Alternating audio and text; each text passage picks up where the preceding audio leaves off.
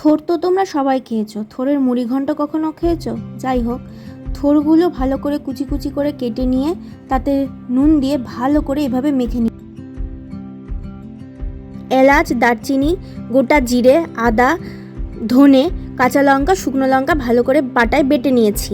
এদিকে তেল গরম করে তাতে সামান্য জিরে ফোড়ন দিয়ে গোটা গরম মশলা ফোড়ন দিয়ে থেকে ছোট ছোট করে কেটে রাখা আলুগুলোকে ভেজে নিলাম। ওপর থেকে শুকনো লঙ্কা দিয়ে দিলাম, কারণ আমি শুকনো লঙ্কা দিতে ভুলে গেছিলাম। যাই হোক, এবার আগে থেকে ভিজিয়ে রাখা আতপ চালটা ভালো করে আলুর মধ্যে দিয়ে আবারও খানিকক্ষণ ভেজে নিয়ে ওপর থেকে কিছু ড্রাই ফ্রুটস, এখানে আমি কাজু কিশমিশ ইউজ করেছি, দিয়ে ভালো করে নেড়ে চেড়ে নিয়ে আগে থেকে করে রাখা মশলাটা দিয়ে দিলাম।